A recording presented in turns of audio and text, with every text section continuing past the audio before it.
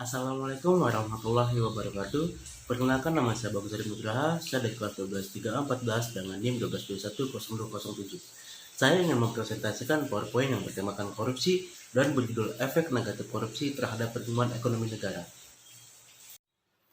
Pada era pemerintah selama 8 tahun ini, banyak sekali kasus tindak pidana korupsi baik dari tingkat pemerintah daerah hingga pemerintah pusat. Lalu apa efeknya terhadap masyarakat dan ekonomi negara? Kejahatan tindak pidana korupsi dapat merusak perkembangan suatu ekonomi negara.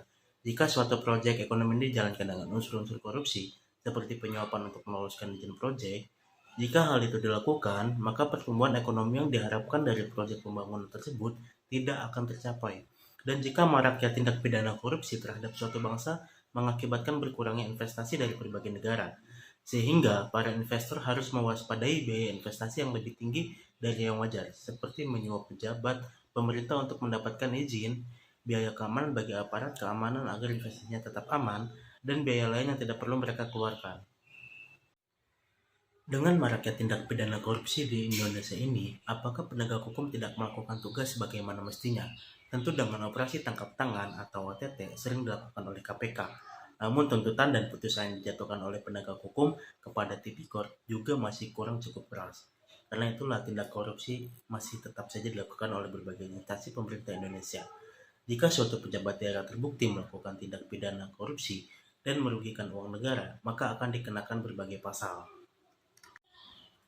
Yang pertama, pasal 2 ayat 1. Setiap orang yang secara melawan hukum melakukan perbuatan memperkaya diri sendiri atau orang lain atau suatu korporasi yang dapat merugikan keuangan negara atau perekonomian negara dipidana dengan pidana penjara seumur hidup atau pidana penjara paling singkat 4 tahun dan paling lama 20 tahun.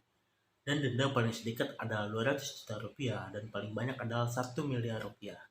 Yang kedua, pasal 3.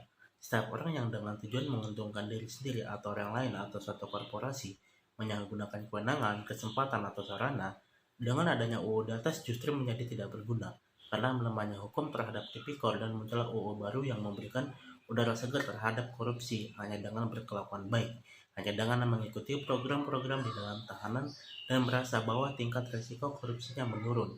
Maka para koruptor dapat mendapatkan status bebas bersyarat pasal 10 Undang-Undang Nomor 22 Tahun 2022 tentang masyarakat.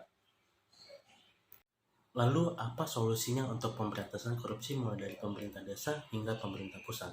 Dengan mendesain ulang pelayanan publik, khususnya pada bidang-bidang berhubungan langsung dengan kegiatan pengabdian masyarakat. Tujuannya untuk memudahkan masyarakat luas mendapatkan pelayanan publik yang profesional, berkualitas, dan tepat waktu, tanpa menimbulkan biaya tambahan atau pungutan liar.